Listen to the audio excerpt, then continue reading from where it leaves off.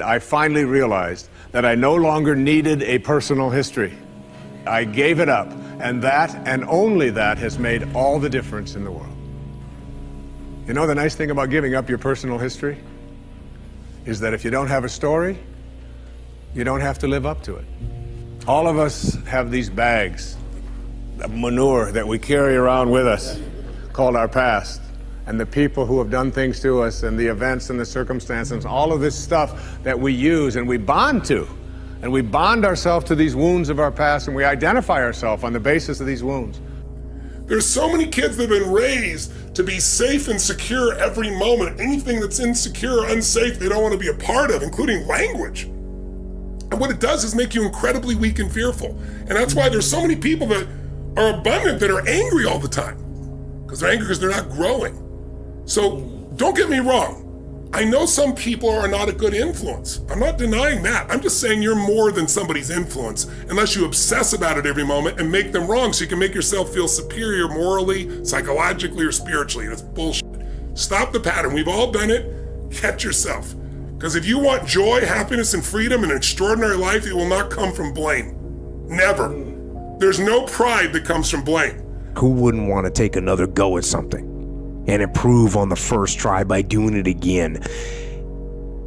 And then why not do it again and again and again? And why not just do it over and over again until you have it perfect? But the fact is, you don't get that chance. You get one shot at this gig right here. Life. One life. That's all you've got. And regret, in and of itself, it's worthless. It does nothing for you. In fact, the only valuable thing in regret is the lesson you learned, the knowledge that you gained. But walking around filled with regret gets you nothing. So, learn and move on. Don't let regret beat you down. Don't be a slave to regret. No. Let it teach you. Let it make you better. Let the fear of regret fuel you to take action. Today. Now. To take action now to become a better person. Not filled with regret, but filled with knowledge. Filled with knowledge and strength and power and filled with life. You have a great life in front of you, but your great life is in front of you. It's not behind you. What you did back there ain't got nothing to do with what God got for you. What you did back there was learn the lessons to get you to where you are at this particular moment right here. But what God got for you, do you know, man, that you can actually mess your life completely up? You can jack it all the way up, and you can turn around and get it right. You can't solve a problem with the same mind that created it. In order to work at solving these things called problems in your life, you have to change your mind. It is your mind where they live. It is your mind that created them. There is where you experience them. They're all illusions. You must change your mind. Literally rewrite your agreement with reality. One of the most difficult things to do in the world is to admit that you were wrong. Admitting that you were wrong is nothing more than saying, I have been making choices with my mind that have created things in my life that are not working. And I no longer intend to continue making those choices. I was wrong. You don't have to make a declaration of it. You don't have to go out and feel guilty about it. You just simply say, it didn't work. The relationship that I was in before, I behaved in these ways. I didn't realize that it wasn't working for me. Now I do, and this is where I choose to be now. You're a fool when you start something new. And so if you're not willing to be a fool, then you'll never start anything new. And if you never start anything new, then you won't develop. And so the willingness to be a fool is the precursor to transformation.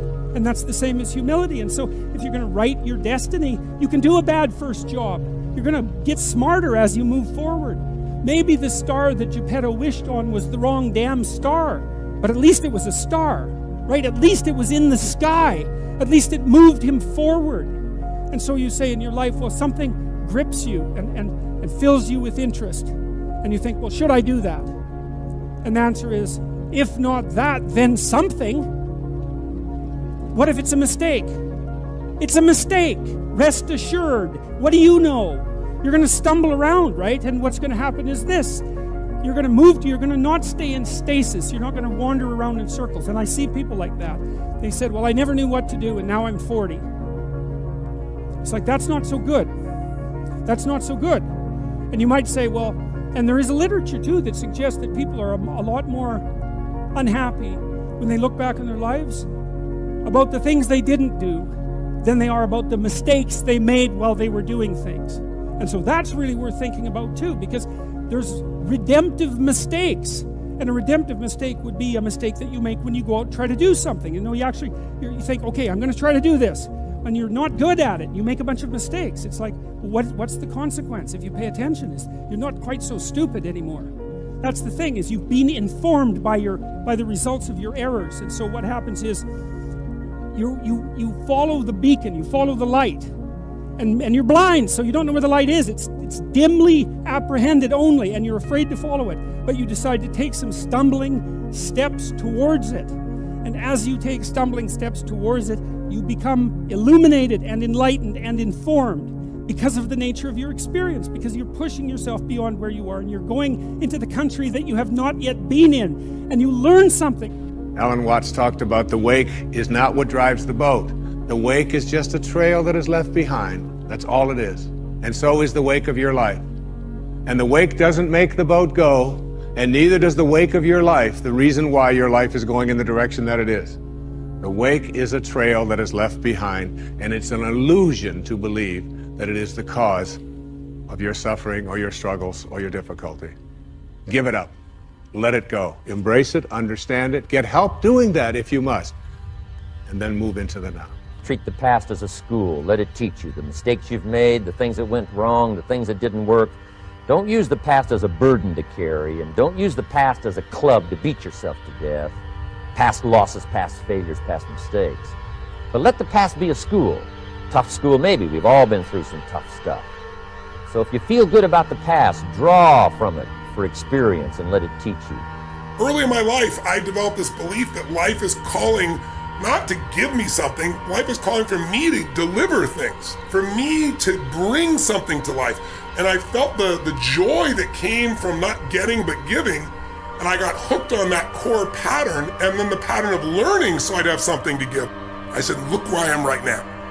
Because I wouldn't assemble the story that my past equals my future. The past only equals your future if you live there. If you're using a rear view mirror to guide yourself, you're gonna crash. So what you've been through is horrific. What you've been through is unjust. I'm on your side. But if you hang on to it, you have no future, and you have no one to blame but yourself. The world ain't all sunshine and rainbows.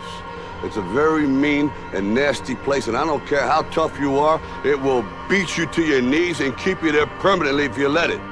You, me, or nobody is gonna hit as hard as life. But it ain't about how hard you hit.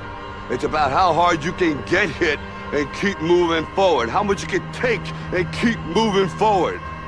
That's how winning is done.